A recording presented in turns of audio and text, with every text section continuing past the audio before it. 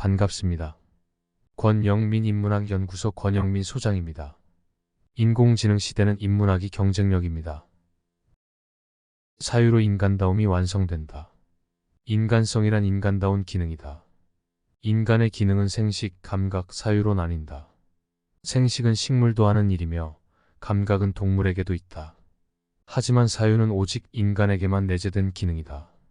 사유를 통해 인간은 인간다워지고 사유를 인생의 본질로 삼았을 때 인간은 가장 인간다워진다. 따라서 행복은 사유다. 생각하며 사는 것이야말로 선한 삶이고 삶을 생각하는 것이야말로 가장 행복한 순간이다. 쇼펜하우어. 중년에 이르러서 우리는 삶의 여러 측면에서 다양한 경험을 쌓아왔습니다. 이때 우리의 존재를 둘러싼 가치와 의미를 다시 생각해보는 것은 중요한 시기입니다. 쇼펜하우어는 인간다움은 생식, 감각, 사유 가운데 사유로 완성된다고 말했습니다. 이 말은 중년에 우리가 진정한 인간다움을 찾아가기 위해 사유의 역할에 주목해야 한다는 적절한 단서를 제공합니다. 우선 생식, 감각, 사유는 인간의 기능을 대표합니다. 생식은 우리가 존재하고 이어져갈 수 있는 근본적인 기능으로 이는 동물과 식물에게도 공통된 특성입니다. 감각은 환경과 소통하는 데 필수적이며 동물도 공유하는 능력입니다. 그러나 사유는 오직 인간에게만 주어진 특별한 능력입니다. 쇼펜하우어는 이 중에서 사유를 강조하여 인간다움의 완성은 사유를 통해 이루어진다고 강조했습니다. 중년에 이르러 우리는 이미 생식과 감각의 측면에서 다양한 경험을 쌓아왔습니다. 가족을 이뤄나가고 주변 환경과 소통하며 세상을 둘러싼 다양한 감각을 경험했습니다. 이러한 경험들은 우리를 더 풍부하고 성숙한 존재로 만들어 주었습니다. 그러나 이제 우리에게는 사유를 통한 깊은 생각과 인생의 본질에 대한 탐구가 필요합니다. 쇼펜하우어의 말처럼 행복은 사유다 라고 말할 수 있습니다. 중년은 삶을 돌아보고 미래를 대비하는 시기입니다. 이때 사유를 통해 인생의 의미와 목표를 깊이 생각하고 이해하는 것이 중요합니다. 생각하며 사는 것이 선한 삶을 만들어내고 삶을 생각하는 것이 가장 행복한 순간을 창출할 수 있습니다. 중년의 사유의 역할을 이해하고 받아들이면 우리는 자신의 가치와 목표를 새롭게 발견할 수 있습니다. 삶의 방향을 명확히 하고 그에 따라 행동하는 것은 중년의 인간다움을 높이는 한 방법일 것입니다.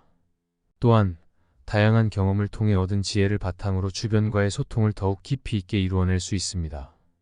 결론적으로 중년에 우리는 인간다움을 더 깊게 이해하고 실천하기 위해 사유의 중요성을 깨닫는 시기입니다. 생식과 감각을 통해 얻은 경험들은 사유를 통한 깊은 생각과 행동을 향한 발판이 됩니다. 중년의 사유를 통해 찾아낸 인간다움은 보다 의미 있는 세계를 향한 여정의 출발점이 됩니다. 쇼펜하우어에게 배우는 인생 해법 3가지. 첫째, 사유를 통한 깊은 생각과 목표 설정. 중년에 이르러 사유를 통해 깊은 생각을 하고 자신의 삶에 대한 목표를 설정하는 것이 중요합니다. 생식과 감각은 이미 다양한 경험을 통해 충분히 발전해 왔지만 사유를 통한 철저한 자기 탐구를 통해 더 높은 수준의 목표를 세울 수 있습니다. 이를 통해 중년은 자신의 가치관과 인생의 방향성을 명확히 하며 보다 의미 있는 삶을 살아갈 수 있습니다. 둘째, 생각하며 사는 미덕의 실천. 행복은 사유에 있다고 말한 것처럼 중년은 생각하며 살아가는 것이 선한 삶을 이루는 핵심입니다. 사유를 통한 깊은 이해와 철저한 논리적 사고는 삶의 각 순간을 보다 의미 있게 만들어줍니다.